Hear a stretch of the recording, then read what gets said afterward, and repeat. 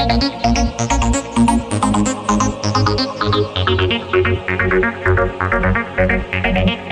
दोस्तों, स्वागत है आपका अपने YouTube चैनल वाईटी प्रेपर पर। तो आज हम लोग CHSL का स्ट्रेटजी जानेंगे कि अब आपके एग्जाम में आपको पता है कितना दिन का समय बचा है। मुश्किल से 8 से 10 दिन का समय। अब ये जो आपका मीन्स टाइम है, बहुत ही ज्यादा महत्वपूर्ण समय है आपके लिए। आप इतने दिन से पढ़ते आ रहे हो, सही चीज है।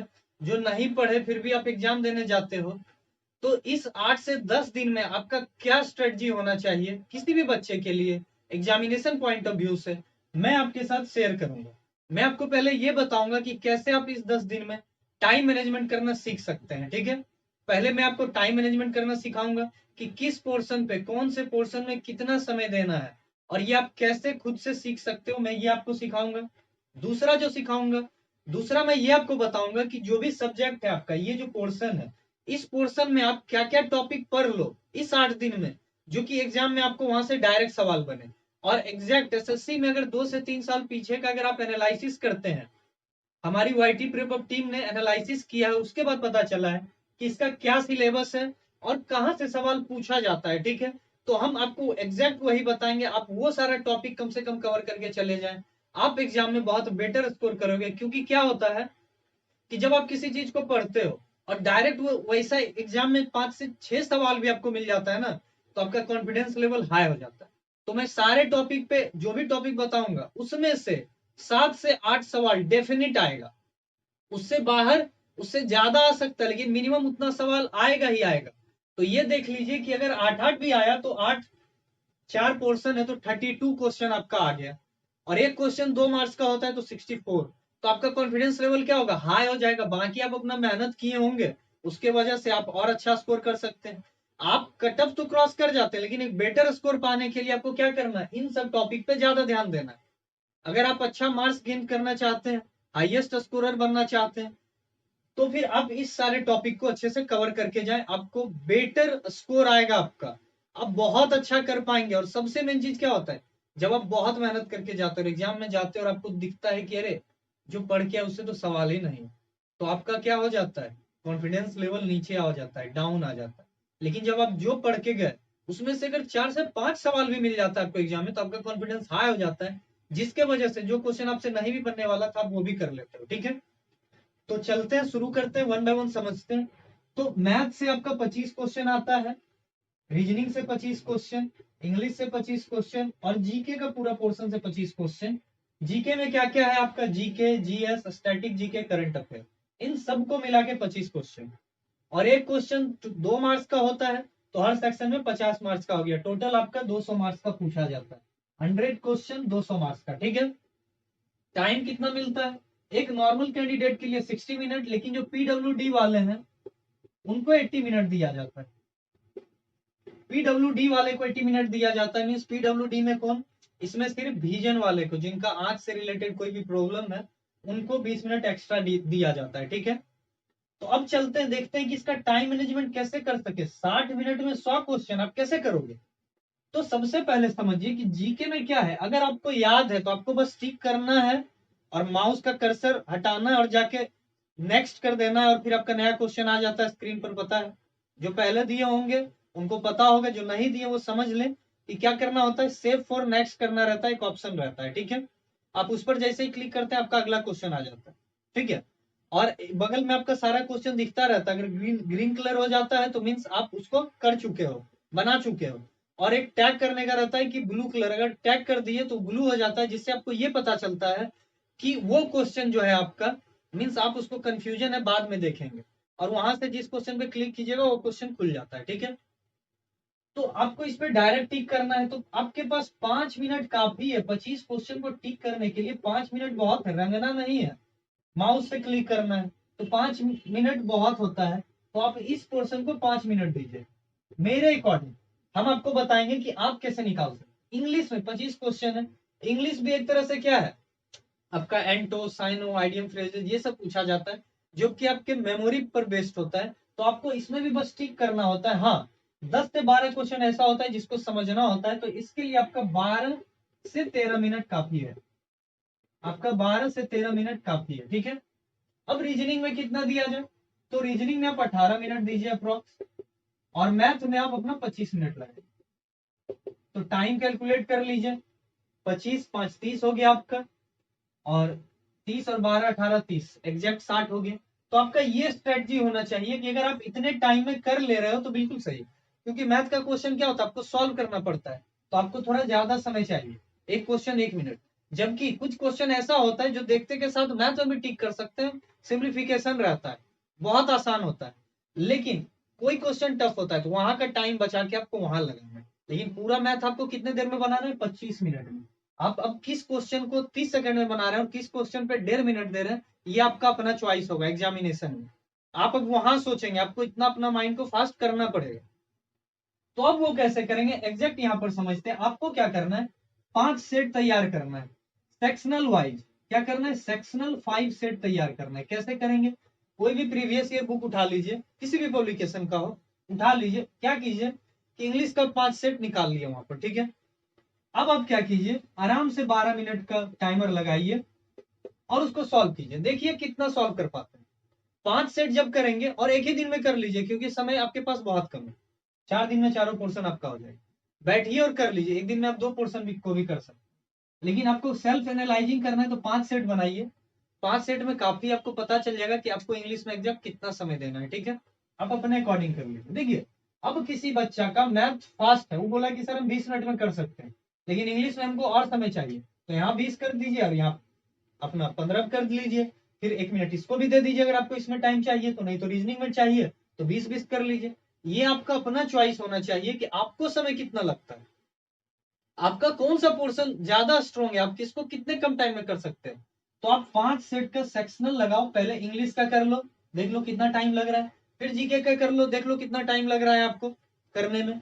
फिर उसके बाद मैथ और रीजनिंग कर लो, 5 5, पहले 5 इंग्लिश करो, फिर 5 रीजनिंग करो, फिर 5 मैथ करो, फिर 5 जीके करो।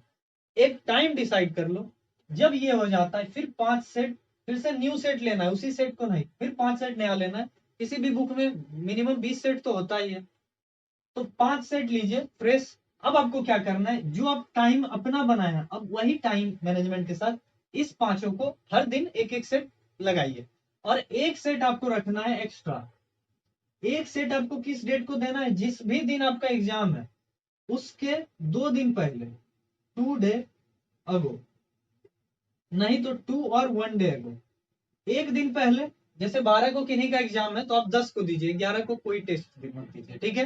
13 को है किन्हीं का तो 11 को दे दीजिए, 12 पूरा फ्रेश रहना है, ठीक है। 12 को सिर्फ वही पढ़ना है जो जीके पढ़िए। 12 को जो एक दिन पहले हो ना उसमें जीके पढ़ने का कोशिश कीजिए, और ज्यादा नहीं, 4 से 5 घंटा कुछ कुछ देख लीजिए, टॉपिक वाइज एनालिसिस करके पढ़ लीजिए। पिछला 5 से 6 साल का उठाइए पेपर, और देखिए जब आप टेस्ट देंगे ना तो आपको पता चलेगा कि कहाँ से जीके में सवाल आ रहा है, कौन कौन सा टॉपिक आ रहा है। वहां उस टॉपिक को निकालिए, यहीं पे देखते चलिए और वहां लिखते चलिएगा ये टॉपिक और उस टॉपिक को पढ़ लेना। और हम आपको बताएंगे एग्जैक्ट अभी इसके बाद कि आपको कौन कौन सा टॉपिक पढ़ना है, ठीक है। तो टाइम मैनेजमेंट कैसे करना है आपको समझ में आ गया, और एग्जाम के कितने दिन पहले क्या क्या करना है आपको पता है। इस तरीके से आप टाइम मैनेजमेंट करना भी यहाँ से सीख गए, फिर इसको फॉलो भी कर लिए 5 दिन में, और एक लास्ट सेट लगा लेंगे एग्जाम के एक दिन पहले, अपना फुल तैयारी हो जाएगा, ठीक है। तो ये था आपका टाइम मैनेजमेंट कैसे करना है, कैसे हम अपना पोर्शन को मीन्स कैसे एग्जाम में अपने ऊपर बर्डन ना लेते हुए। क्योंकि क्या होता है, एसएससी में जैसे पहले मैथ खुलेगा ना तो आपका 25 क्वेश्चन एक ही बार मैथ आ जाएगा, तो आपके दिमाग में टाइम होना चाहिए कि 25 मिनट में हमको कर लेना है, वहां पे टाइमर चलते रहता है तो आप कर लोगे। लेकिन जब आपको ये नहीं पता होगा कि हमको किस पोर्शन पे कितना समय देना है, तो फिर आप अच्छा स्कोर नहीं कर पाएंगे। कितने बॉल में कितने रन बनाना है, कितना रन बनाना है, अगर बैट्समैन को ये पता होता है तो वो मैच आसानी से जिता सकता है। लेकिन अगर उसको यही नहीं पता है कि कितना बॉल में कितना रन चाहिए, तो क्या आराम से सिंगल सिंगल खेलेगा और लास्ट में मैच हार जाएगा, ठीक है। तो इसी तरीके से आप अपना एक सेल्फ मैनेजमेंट का डाटा तैयार कीजिए, और समय कम है तो थोड़ा फास्ट कीजिए, ठीक है। तो अब चलते हैं हमारे मीन्स किस सब्जेक्ट से कौन कौन सा टॉपिक कवर करना है उसको अच्छे से देखें, ठीक है। तो अब आइए चलते हैं, देखते हैं कि कौन से सब्जेक्ट से कौन कौन सा टॉपिक इस 10 दिन में या 8 दिन में जितना आपके पास समय बच रहा है उसको हम लोग कवर कर सकते हैं, ठीक है। तो देखिए कि सब मैथ में आते हैं सबसे पहले, तो मैथ में एवरेज से सवाल हमेशा आता है, जितना भी हम लिखे हैं इन सब से सवाल आता है। आपका एवरेज हो गया, रेशियो एंड प्रोपोर्शन हो गया, प्रॉफिट लॉस एंड डिस्काउंट हो गया, SI एंड CI हो गया, और इसमें खास करके इसके डिफरेंस वाला क्वेश्चन, ठीक है। उसके बाद ट्रेन हो गया, फिर अप स्ट्रीम डाउन स्ट्रीम हो गया, फिर DI हो गया। पिछले 3-4 साल से DI भी किसी किसी सेट में मिलता है, तो आपको क्या करना है, ज्यादा टफ DI नहीं, एडिशन और सब्ट्रैक्शन बेस्ड DI बस उसको बनाना है, और इसमें ज्यादा से ज्यादा रेशियो पर सवाल पूछता है, तो वो वाला देख लेना। अगर एक दो भी प्रीवियस सेट से आप बना लेंगे तो आपका क्लियर हो जाएगा, ठीक है। एग्जाम के पहले इतना आपको कर लेना है। मेंसुरेशन से वॉल्यूम सरफेस एंड एरिया से भी सवाल देखने को मिलता है, तो इसको कर लेना है। उसके बाद ट्रीगो से एंगल बेस्ड क्वेश्चन की साइन 60 प्लस कॉस 60 कितना होता है, इस टाइप का क्वेश्चन देखने के लिए मिलता है CHSL में, तो एंगल बेस्ड ट्रीगो भी आपको करके जाना है। फिर सिंप्लीफिकेशन जितना बना लो उतना अच्छा, और स्क्वायर एंड क्यूब रूट इसको भी कर लो। और एक आता है आपका सर्ड्स एंड इंडिसेस, ये भी कर लेना है। इतना टॉपिक को जहां से भी हो पढ़ लो, कवर कर लो, तो आपका जो है CHSL में मैथ में इससे कम से कम इस वाले पोर्शन से आपका मिनिमम 8 से 10 क्वेश्चन आना तय है। तो आप इन सारे टॉपिक को बहुत अच्छे से कवर कर लें। और अगर कोई बुक आपको जानना है तो राजेश वर्मा अरिहंत का बनाइए, राजेश वर्मा अरिहंत पब्लिकेशन का आता है किताब, उसको देख लीजिए। उसमें जितना ट्रिक और टेक्निक है, टिप्स और ट्रिक और टेक्निक के साथ है, तो वो वाला आप बस देख लो, काफी है। मीन्स एक चैप्टर में 5 से, मीन्स किसी में 5, किसी में 6, किसी में 8, किसी में 10 टेक्निक है। बस टेक्निक को देख लो, उस सब के नीचे एक क्वेश्चन, उस क्वेश्चन को बना लो, काफी है। ये सारा चैप्टर आपका कवर हो जाएगा, और उससे बाहर एग्जाम में सवाल नहीं बनता है, ठीक है। इतना ही आपको करना है। अब आ जाइए रीजनिंग में। तो रीजनिंग में डाइस से एक सवाल आता ही आता है, SSC का पैटर्न है, डाइस से एक सवाल आता ही आता है, किसी किसी सेट में 2 भी देखने को मिल जाता है, ठीक है। तो डाइस हो गया। उसके बाद अब आ जाइए मैट्रिक्स पर। तो मैट्रिक्स क्या है, तो आप देखे होंगे कि इस तरीके से बॉक्स बना रहता है, और एक सवाल इससे भी आता है, प्रीवियस ईयर में जाके देखिए, आपको 1 2 3 4 करके दिया रहेगा, 2 3 4, और यहाँ पे PQRS ऐसा 2 बॉक्स दिया जाता है, और वो एक पैटर्न देगा कि गॉड का ऐसे तो फुटबॉल का क्या होगा, या फुटबॉल का ये पैटर्न है तो गॉड का क्या होगा, आपको चेक करके बताना रहता है, ठीक है। तो एक ये वाला पोर्शन आप कवर कर लीजिए। उसके बाद एनालॉजी अच्छे से पढ़ लीजिए, कोडिंग डिकोडिंग अच्छे से देख लीजिए, इसमें खास करके मल्टीप्लाई वाला ट्रिक देख लीजिए, ठीक है। जैसे 1 2 3 को 6 कहेंगे, तो 2 3 5 को क्या कहेंगे, तो देखिए यहाँ मल्टीप्लाई, लगभग लोग कंफ्यूजन हो जाए, कंफ्यूज जाता है कि 1 2 3 मीन्स 3 वर्ड है, तो इससे सिंगल लाया, तो सिंपल समझिए मल्टीप्लाई किया होगा। 3 इंटू 2 6 इंटू 1 6, तो 5 इंटू 3 कितना हो गया 15, 15 इंटू 2 30, तो यही हो गया। और क्या किया रहता है, ये आपको 30 ऑप्शन में नहीं दिखेगा, इस 3 और 0 को भी अगर 2 डिजिट आया तो फिर वापस से मल्टीप्लाई होगा, 3 इंटू 0 0 हो गया, इसका आंसर 0 हो। तो ये इस पैटर्न पर बेस्ड जो है आपका कोडिंग डिकोडिंग बनाइए, ठीक है, क्लियर है। अब क्लॉक से क्वेश्चन आता है, क्लॉक कैलेंडर में से एक सेट में दोनों में से कोई एक ही दिखेगा, तो आप क्लॉक भी अच्छे से पढ़ लीजिए, और कैलेंडर भी देख लीजिए कि बोल देगा कि आज इतना तारीख को शनिवार है, तो उस तारीख को क्या होगा आपको निकालना रहता है, तो ये वाला क्वेश्चन। फिर क्यूब पर बेस्ड क्वेश्चन पूछ दिया जाता है, कोई साइड कलर है तो कितना साइड अनकलर्ड होगा, कितना कौन कितना डाइस जो है उसमें 3 साइड कलर्ड होगा, तो ये सब जो है क्यूब में देख लीजिए, शॉर्टकट ट्रिक गूगल पे सर्च मारिए, सब आ जाता है, ठीक है। यूट्यूब पे पढ़ लीजिए, जहां से हो आप इन सारे टॉपिक को कवर कर लीजिए, ठीक है। अब नंबर सीरीज है आपका, नंबर सीरीज आपको पढ़ना है, फिर रॉन्ग सीरीज, ये दोनों अच्छे से कवर कर लीजिए। फिर फिगर काउंटिंग आता है, मीन्स दे देगा ट्रायंगल का, तो क्या करना है, कितना ट्रायंगल है उसके अंदर, इस तरीके से ट्रायंगल बना के दे देता है, बोलेगा कितना ट्रायंगल है बताइए, तो फिगर काउंटिंग हो गया। पेपर कटिंग एंड फोल्डिंग ऐसे करके दे दिया रहेगा आपका, और ऐसे बोलेगा इसमें ये यहाँ पे फोल्डेड है, फिर बोलेगा सिर्फ ये वाला पोर्शन बना देगा, और बोलेगा यहाँ पे फोल्डेड और यहाँ पे होल है, तो इस तरीके का क्वेश्चन आता है, वो आप देख लीजिएगा। फिर water and mirror mirror image आता है, ये देख लीजिएगा, ठीक है।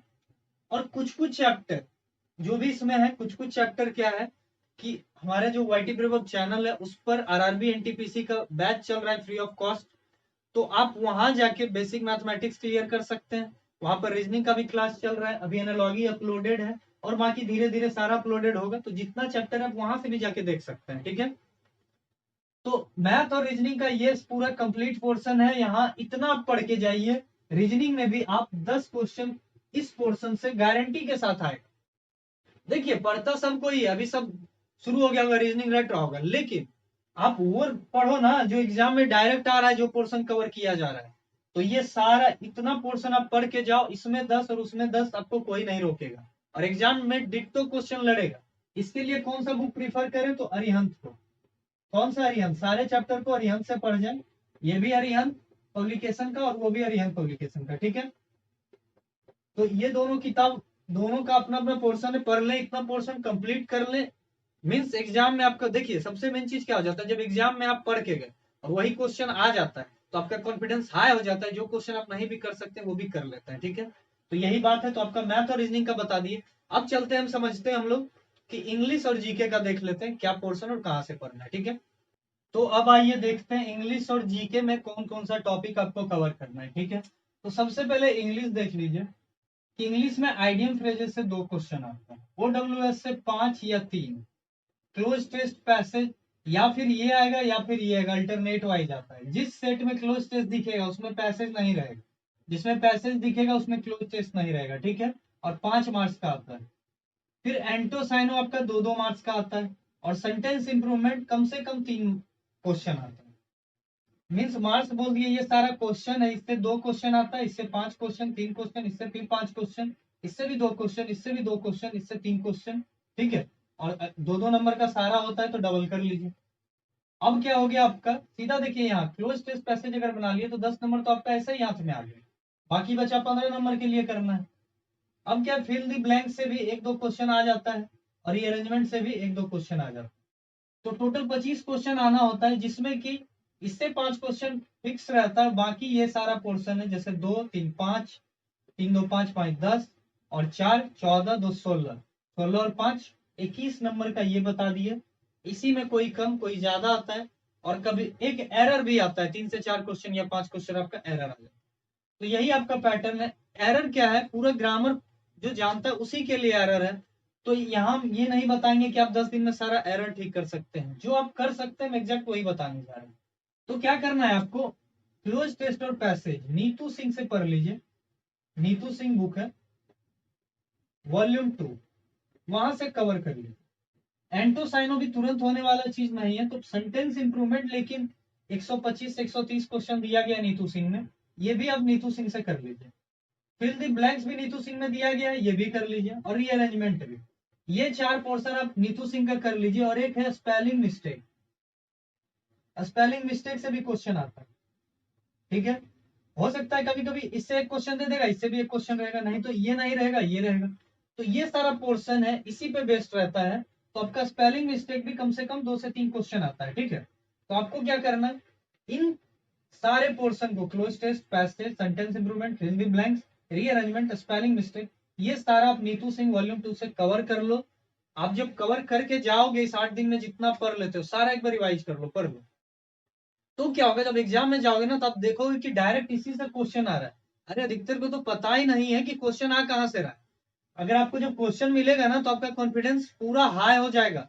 और बिल्कुल नीतू सिंह का जो वॉल्यूम 2 है उससे क्वेश्चन बहुत लड़ता है एसएससी में, तो बहुत अच्छी किताब है, उसे जाके जल्दी से फटाफट पढ़ लो।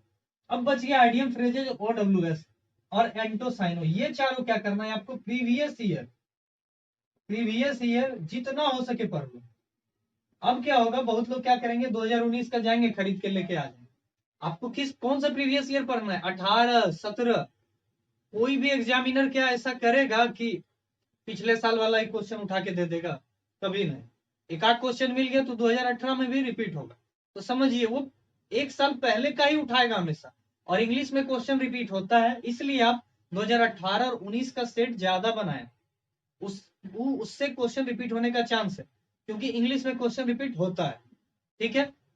तो आप जाके इन चारों को प्रीवियस ईयर से बना लीजिए, और इन चारों का क्वेश्चन प्रीवियस ईयर का रिपीट होता है तो ये चारों पोर्शन आपको बस उतना ही पढ़ लेना है।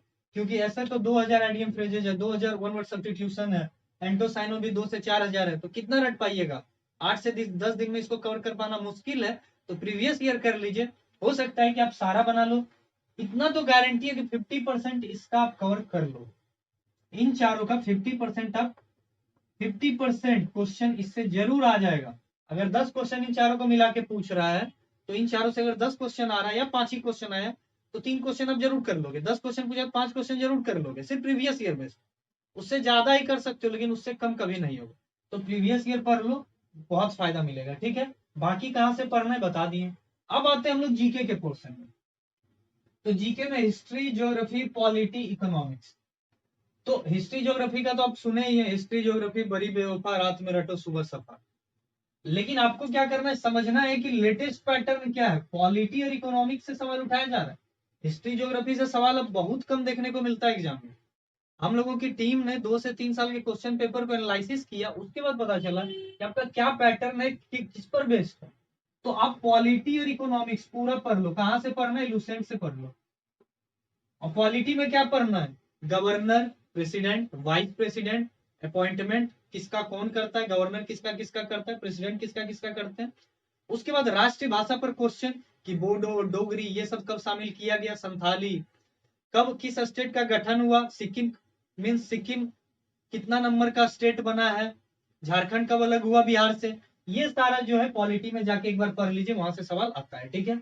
अब इकोनॉमिक्स में क्या है, इकोनॉमिक्स पूरा पढ़ लीजिए लुसेंट से ही, क्योंकि पिछले 3-4 साल से इकोनॉमिक्स से सवाल पूछा जा रहा है। और हिस्ट्री ज्योग्राफी से नेग्लिजिबल रूप का पूछा जा रहा है, और जो ज्योग्राफी से मिलता है वो आपका स्टैटिक जीके का पोर्शन हो जाता है, ज्योग्राफी नहीं रहता है। सिर्फ ज्योग्राफी में आपको क्या पढ़ना है, प्लेनेट पढ़ लेना है अच्छे से। ज्योग्राफी में क्या पढ़ना है, प्लेनेट वाला जो चैप्टर है, बिग बैंग थ्योरी, सारा प्लेनेट के बारे में पढ़ लीजिए, वहां से 1 से 2 सवाल जरूर बनता है। तो प्लेनेट का पूरा पोर्शन, द यूनिवर्स जो भी है उसमें जितना प्लेनेट है, बिग बैंग थ्योरी क्या है, किसने दिया, ठीक है, वो सारा कवर कर लीजिए। ज्योग्राफी में आप उतना कर लीजिए, बहुत है, ठीक है। अब बच गया आपका हिस्ट्री। हिस्ट्री में क्या है, एक बार रीडिंग लगा लीजिए पूरे लुसेंट का हिस्ट्री का। कोई कोई चैप्टर, ज्यादा पुराना चैप्टर में नहीं जाना, मौर्य साम्राज्य पढ़ लीजिए, गुप्त डायनेस्टी पढ़ लीजिए, मुगल पढ़ लीजिए, खिलजी वंश पढ़ लीजिए, विजयनगर साम्राज्य पढ़ लीजिए, और एक राज राज फर्स्ट वाला जो है वो पढ़ लीजिए। ये सारा इंपोर्टेंट होता है। उसके बाद सातवाहन, उसके बाद जितना गुफा है, जितना भी, इसका सबसे शॉर्टकट ट्रिक क्या है ना, हेरिटेज साइट पढ़ लीजिए, जो हम आपको बता रहे हैं। हेरिटेज साइट पढ़िए, और उन सारे साइट को किसने बनवाया, कौन से वंश ने निर्माण किया, वो सारा आप एक पेपर पे अच्छे से, सबसे पहले इंडिया में जितना हेरिटेज साइट है सारा निकाल लीजिए, ठीक है। और किसने बनवाया वो लिख लीजिए, और उसके बारे में पढ़ लीजिए, कंप्लीट हो गया आपका। इससे ज्यादा नहीं पढ़ना। और थोड़ा सा युद्ध के बारे में जानना है, हिस्ट्री जब खत्म हो जाएगा तो वहां पे लुसेंट में आपका लास्ट में दिया गया है सारा युद्ध एक जगह पर, तो वहां से आप पढ़ लीजिए। आपको ज्यादा 1 घंटा में आप कर लोगे उतना, ठीक है। उसके बाद आपका जी आई टैग हो जाता है, जी आई टैग भी देख लेना, करंट अफेयर से रिलेटेड है। अब आइए क्या है आपका फिजिक्स, केमिस्ट्री, बायो में, तो ये आप प्रीवियस ईयर पढ़ लीजिए, क्योंकि इसका सवाल रिपीट ही होता है। और ज्यादा फोकस करना है आपको बायोलॉजी, क्योंकि एसएससी बायोलॉजी ज्यादा पूछता है। फिजिक्स केमिस्ट्री ज्यादा रेलवे में पूछा जाता है, बायो ज्यादा आपको पूछा जाता है एसएससी में, ठीक है। तो सीएचएसएल के लिए आप बायो ज्यादा पढ़ लीजिए, ठीक है। और प्रीवियस ईयर से सारा उठा के पढ़ लीजिए। प्रीवियस ईयर का कोई भी जीएस का बुक उठाइए सस्ती, और पूरा पढ़ जाइए। अब आ जाइए, नहीं तो फिर घटना चक्र खरीद लीजिए, सबसे अच्छा इसके लिए घटना चक्र। घटना चक्र जी के जीएस, घटना चक्र पूरा पढ़ जाइए, आपका कंप्लीट हो जाएगा, ठीक है। अब आ जाइए स्टैटिक जीके में, तो नेशनल पार्क जरूर सारा जगह का पढ़ लीजिए, वाइल्ड लाइफ सेंचुरी, डैम और रिवर। डैम रिवर कैसे पढ़ना है, जहां जहां भी इस साल बाढ़ आया होगा या 2019 में, सारा नदी उठा लीजिए, और उस पर किस पर कौन सा बांध बना हुआ है वो सारा पढ़ लीजिए। उसके बाद एनसीईआरटी में जिस जिस बांध का जिक्र है, जैसे कि एक तमिलनाडु में डैम है गोदावरी, गोदावरी पर जो भी डैम है उसका जरूर पढ़ लीजिएगा, इसका ज्यादातर सवाल पूछा गया है। तो गोदावरी डैम, गोदावरी नदी के ऊपर कहाँ कहाँ गोदावरी पार हुआ है, कहाँ कहाँ से, और कहाँ कहाँ इस पर डैम बनाएंगे, वो सारा पढ़ लीजिएगा, ठीक है। तमिलनाडु हो गया, केरल हो गया, ये सब में जो जो नदी होगा, डैम होगा, जरूर पढ़ लीजिएगा, ठीक है। अब आता है करंट अफेयर पे। करंट अफेयर में आपका मिनिस्टर और मिनिस्ट्री कि किसके पास कौन सा मंत्रालय है, ये पूरा कंप्लीट कर लीजिए। फिर कौन मंत्री किस जगह से बिलोंग करते हैं, कहां से वो जीते हुए हैं, एमपी है, लोकसभा से जीते हुए हैं, या आरएस एमपी है, राज्यसभा एमपी है, क्या है, और कहां से है वो कंस्टिट्यूएंसी, कहां से वो बिलोंग करते हैं, मीन्स कहां से वो जीते हुए हैं। जैसे नरेंद्र मोदी वाराणसी, तो बिल्कुल वो हर मिनिस्टर का, जिसके पास भी मिनिस्ट्रियल है, सबका पढ़ लीजिए, ठीक है। इससे सवाल बनता है। अब आ जाइए सीएम गवर्नर, सारे स्टेट का सीएम और गवर्नर पढ़ जाइए।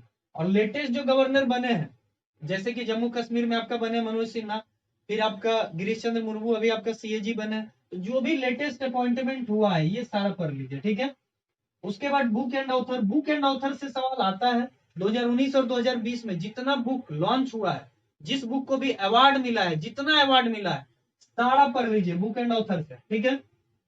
और इसमें अगर इंडिया का कोई राइटर पढ़ना है तो शशि थरूर कौन कौन सा बुक लिखे हैं, उसके बाद आपका अमीश त्रिपाठी, इन दोनों का बुक सारा पढ़ लीजिए। अमीश त्रिपाठी का क्वेश्चन एसएससी उठाता है, ठीक है। फिर जीआई टैग पढ़ लीजिए कि किस किस स्टेट का कौन सा व्यंजन है, किस पान को जीआई टैग मिला, कहाँ के रसगुल्ला को जीआई टैग मिला है, उड़ीसा का, बंगाल का, कहाँ का, वो पढ़ लेना है आपको 2019-20 में जिसको भी जीआई टैग मिला होगा। तो डायरेक्ट गूगल पे जाना है, सर्च मारना है जीआई टैग 2019-2020, सारा आगे वहां से पढ़ लीजिए। बुक एंड ऑथर में भी यही करना है, लेटेस्ट अपॉइंटमेंट में भी यही करना है। अब आ जाइए अवार्ड पर, आपको अवार्ड देखना है।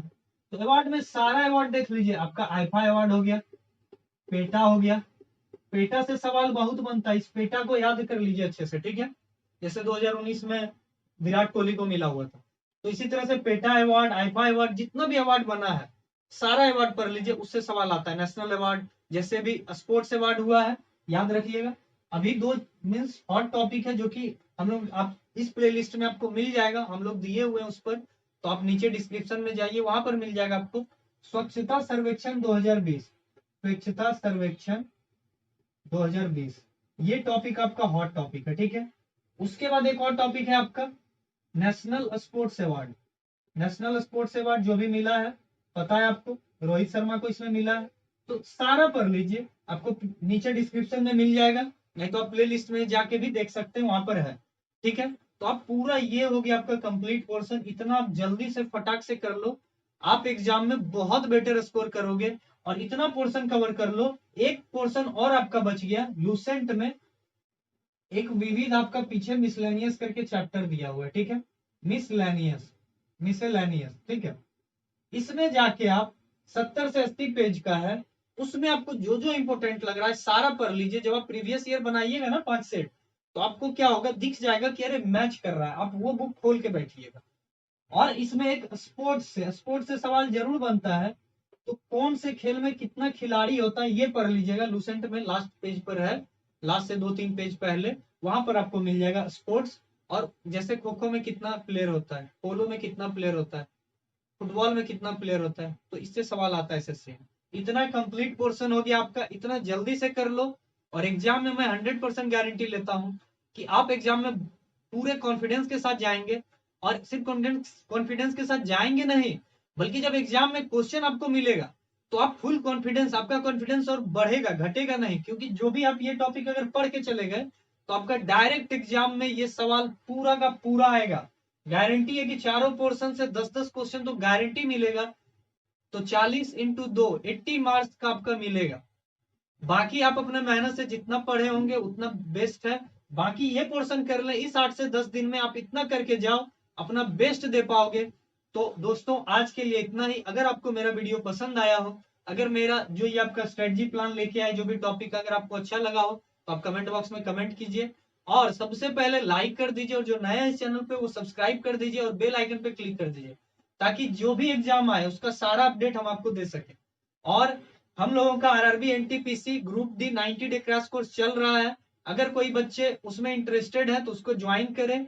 हम लोग पूरा वहां फुल कोर्स पढ़ा रहे हैं आपको, theory plus basic approaches plus shortcut trick. और आपको कोई भी डाउट हो रहा है तो डाउट सॉल्विंग सेशन भी दे रहे हैं, और सारा एक्सपेक्टेड क्वेश्चन भी बता रहे हैं जो कि एग्जाम में पूछे जाने का संभावना है। तो जो बच्चे उसके लिए इंटरेस्टेड हैं वो उसको जरूर ज्वाइन कर ले। बाकी जो सीएचएसएल का तैयारी कर रहे हैं, तो मैं यही कहूंगा इन सारे टॉपिक को एक बार जरूर पढ़ लीजिएगा एग्जाम के पहले, आपके लिए बेहद ही फायदेमंद होगा। और फिर से एक बार कहना चाहूंगा, जो भी एग्जाम लेने जाएंगे उनको मेरे तरफ से ऑल द बेस्ट। तो जय हिंद, धन्यवाद।